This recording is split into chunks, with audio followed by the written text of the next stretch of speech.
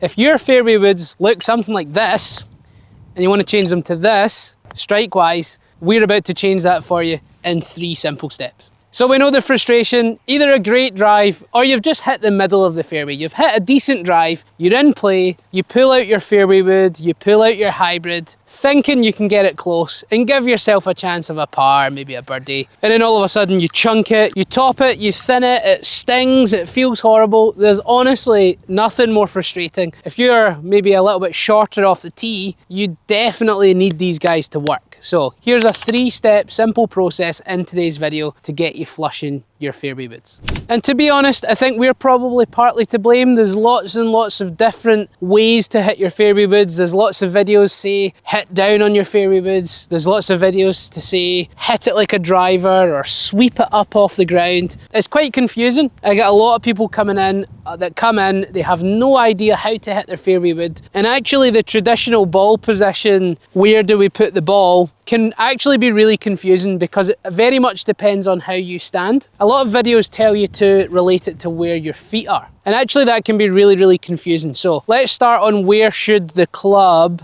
meet the ball. So if we take an arc in the swing where the club head's either swinging down or up, we kind of want to hit this on the flat spot. So if you imagine an arc, we definitely don't want to hit it too far back in the stance because we're going to hit down on it with a very low lofted club. So you're not going to get any launch unless you've got lots of speed. And equally, you don't want the ball too far forward because then that club head's going to travel up too much and you're either going to top it, thin it, hit it on the bottom of the face, smash the ground first. So you kind of want to hit this on the flat spot, okay? You're equally not hitting way down on the ball, you're equally not hitting too far up. And actually the best way to get the ball position right is to relate the ball position to your lead armpit. So here, not the feet, here. The lead armpit or the lead arm, the lead shoulder is going to dictate where the bottom of the swing is. So if I keep that in the same place, that is where the club bottoms out, okay? So if we can get the ball consistently just inside the left armpit, just inside it. So the good thing is everyone can do this, and a lot of golfers are wearing something with a logo, or there's a badge, or there's something. So you take your setup, you look at where the crease is in the armpit, and then you get the ball just inside it, or if we go up from there, we get the ball on the left ear. That's probably one of the most important things. If you can get the ball position right, you've got a good chance of hitting the ball well. We start to get that really nice flat spot where you just flush your fairway woods.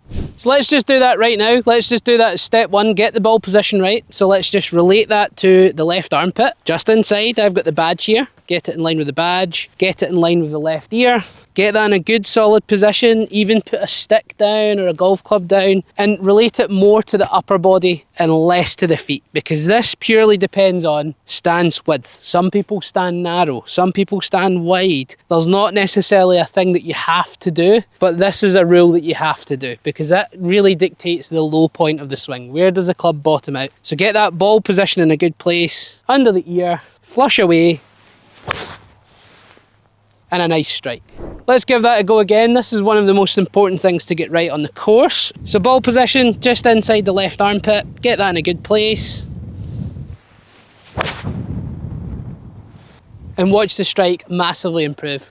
So next up, the sternum position. So watch this. This is where basically the middle of your chest, the zip's probably the easiest way. The zip or the buttons of your shirt is the easiest way to check this. So what we definitely do not want to do, so we've got that ball position under the left ear. 2 things we don't want. We don't want the sternum on top or to the left of the golf ball. That's going to lead to you hitting down too much, de-lofting the club and not launching the ball in the air. Equally, we don't want to go too far the other way, because if we tilt the spine too much, this is what a lot of people do if they try and sweep the ball. They get the sternum too far behind the ball and start to sweep up. That's when you hit those nasty tops. So we want the ball position under the left ear, but we want the sternum, the middle of the chest, the zip, in line with the club head. So that's dead easy. It's so easy to get that right on the golf course. Ball position under the left ear or inside the left armpit, head, chest, in line with the club head. Then at least you've got a really sound setup that's going to give you a really good chance of flushing the woods.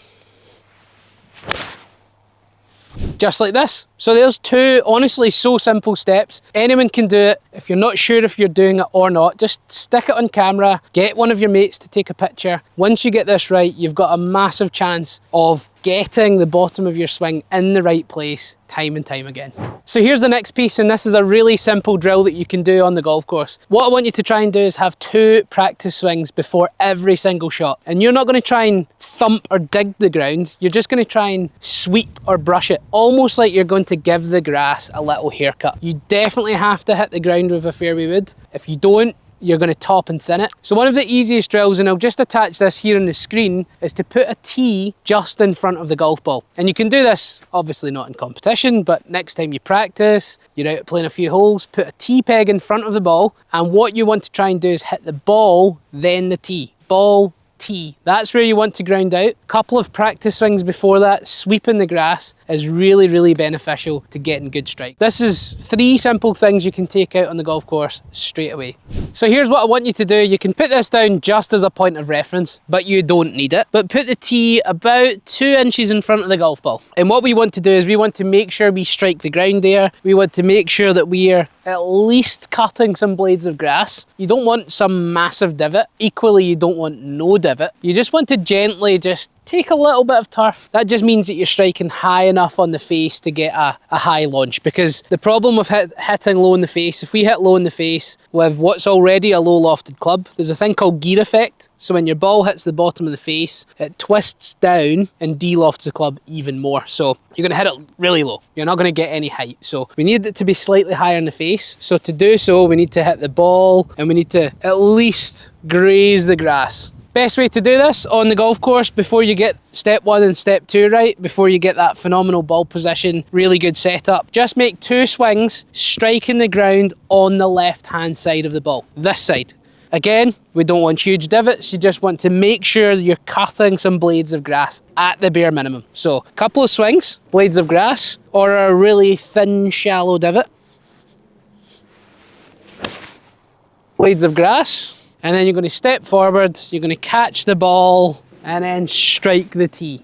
And if you're looking for any extra help and maybe you want to hit your driver 15, 20 yards further, why don't you check out this video just here? Comment down below, what is the best fairway wood tip you've ever had? Let's post some simple tips to try and help other people with their fairway woods. I would probably say one of the most common one is getting a 7 wood, getting a 5 wood. Shorter shaft, more loft. Makes it easier. Too many of you guys are playing with 3 woods, which a lot of people just don't need 3 woods. They're long, they're hard to hit out the middle, and they don't have a lot of loft. As always, if you found this video useful, please smash that like button, subscribe to the channel, it really does help me out. It's the only favour that I'll ever ask, really helps out the channel. Make sure that you guys see the new tips that come out every single week. And if you'd like any freebies to help you with your golf, 2 things in the description below. There's a free swing analysis via the Skillest app, that's where I do my online coaching. There's also a free 60-minute practice plan. So if you don't have a plan, you're frustrated with your practice, this should give you a bit of structure and really help you out with your practice. So check out both those links below. And if you'd like any extra help, make sure that you check out this video just up here.